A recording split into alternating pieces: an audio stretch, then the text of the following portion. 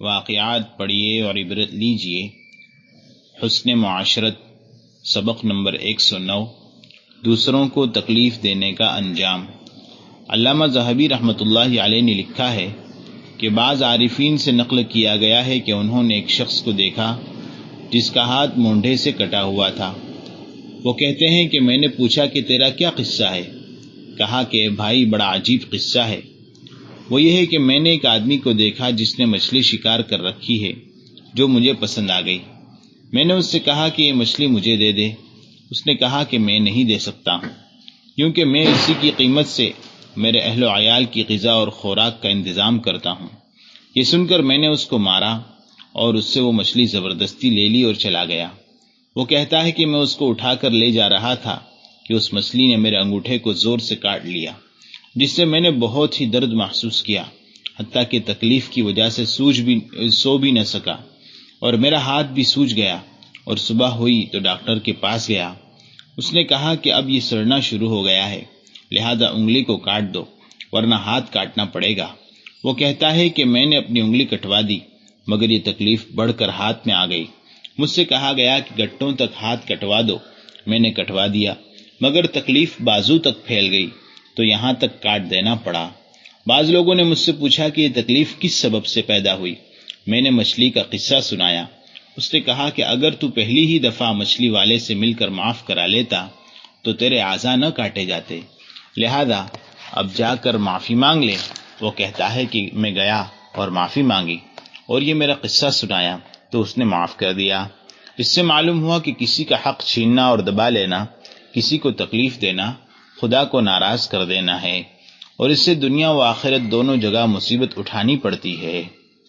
پڑوسی کی تکلیف سے بچنے کی نبوی تدبیر۔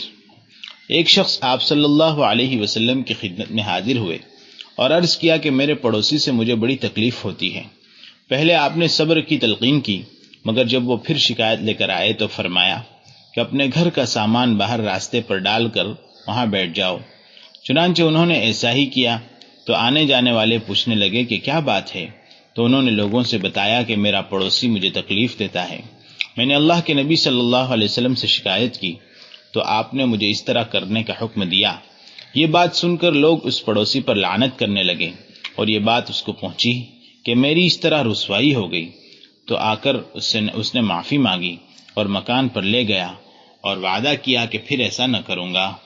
میں کہتا ہوں کہ یہ شرافت بھی اس دور کا خاصہ ہے، الا ماشاء اللہ، ورنہ آج لوگ اس طرح کرنے سے بھی باز تو کیا آتے، ہو سکتا ہے کہ الٹا اس کو رسوا کرنے کی کوشش کریں۔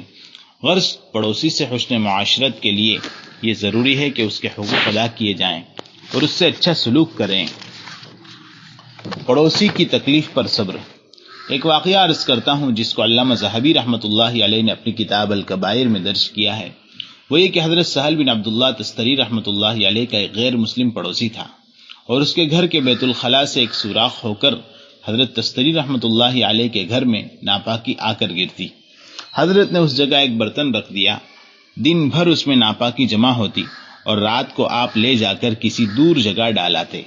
یہ سلسلہ برسہ برس جاری رہا۔ جب آپ کے انتقال کا وقت قریب آنے لگا تو آپ نے اس پڑوسی کو بلایا اور فرمایا کہ اس کمرے میں داخل جا کر دیکھو کہ کیا ہے۔ اس نے دیکھا کہ برتن ہے اور اس میں ناپاکی گر رہی ہے۔ آپ نے اس سے فرمایا کہ ایک لمبے زمانے تک تیرے گھر سے اس طرح ناپاکی گرتی ہے، اور میں دن میں جمع کر کے رات کو دور کہیں ڈال آتا تھا، مگر اب اس لیے بتانا پڑا کہ میری موت قریب ہے، اور شاید اس جگہ آنے والا دوسرا پڑوسی ایسے اخلاق نہ برت سکے۔ یہ سن کر اس نے کہا کہ اے شیخ، آپ تو ہمارے ساتھ ایسا معاملہ فرمائیں اور میں کفر پر رہوں، اپنا ہاتھ دیجئے کہ میں مسلمان ہوتا ہوں۔ یہ کہہ کر وہ مسلمان ہو گیا۔